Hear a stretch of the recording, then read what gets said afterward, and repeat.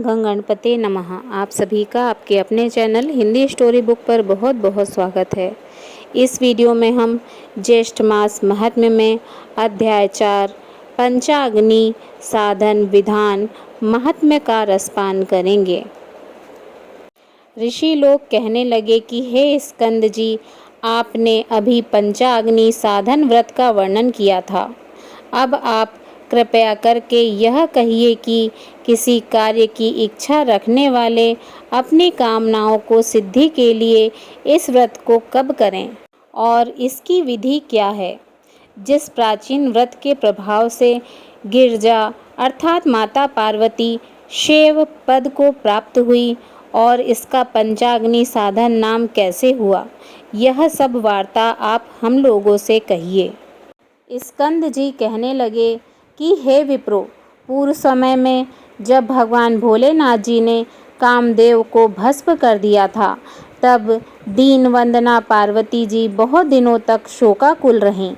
इसके पश्चात अपने पिता के घर में जाकर रहने लगी, परंतु कहीं भी उन्हें सुख न मिला। उस समय हिमालय के वासी ऋषि के आश्रम में जाकर पार्वती जी ने शांति के उपाय को पूछा। इस प्रकार पूछने पर सप्त ऋषियों में से भृगु ऋषि कहने लगे कि हे महाभागे, तुमने अति उत्तम प्रश्न किया है। मैं तुम्हें विस्तार पूर्वक इसका उत्तर देता हूँ। ज्येष्ठ मास की तृतीया के दिन प्रातःकाल मनुष्य शुद्ध जल से स्नान करे और नित्य कर्म करके शुद्ध वस्त्र धारण कर अपने घर को आए और पुण्य वाचन के पश्चात ब्राह्मणों का पूजन कर समिधाओं से प्रदीप्त 4 अग्नियों को करके यथाशक्ति उनका पूजन करे और उन अग्नियों के मध्य भाग में बैठकर सूर्य नारायण की तरफ ही अपनी दृष्टि को, जब तक सूर्य नारायण अस्त न हो जाएं, उनकी तरफ ही अपनी दृष्टि को रखे और इंद्रियों को वश में रखकर स्थित रहे। इस प्रकार निराहार और जितेंद्रिय रहकर इस मास व्रत करें। ऋषि के वचनों को सुन माता पार्वती जी अति प्रसन्न हुईं और शिव जी के प्रसन्नार्थ 12 वर्ष तक इस व्रत को प्रति मास करती रहीं। इस व्रत के प्रभाव से भगवान शिव जी मोह को प्राप्त हो गए और माता पार्वती जी कहाँ गईं ऐसा विचार करने लगे।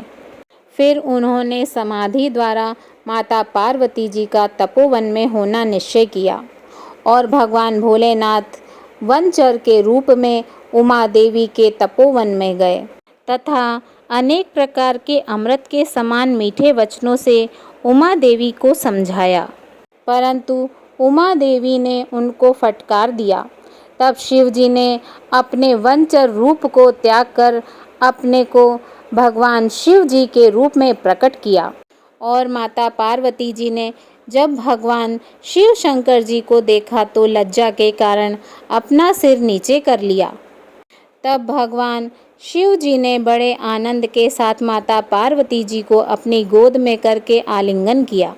इस समाचार को सुनकर राजा हिमवान भी वहां पर आ गए और भगवान शिव जी से मिलकर विविध उपचारों से भगवान शिव जी का पूजन किया।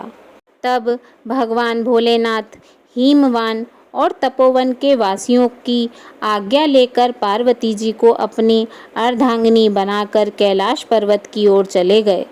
स्कंद जी कहने लगे कि हे ब्राह्मणों, मैंने आपसे पंचाग्नि साधन व्रत का विधान कहा। अब आप ज्येष्ठ मास का और क्या महात्म्य सुनना चाहते हैं, बताइए। यह व्रत सब कामनाओं को पूर्ण करने वाला अनेक मनुष्यों द्वारा पहले किया गया है तथा यह व्रत धर्म, अर्थ, काम और मोक्ष के लिए श्रेष्ठ साधन है। जो मनुष्य इस व्रत को भगवान जगदीश की तृष्टि और पुष्टि के लिए करते हैं, वे इस लोक में समस्त कामनाओं को पाकर अंत में ब्रह्म के लोक को प्राप्त होते हैं।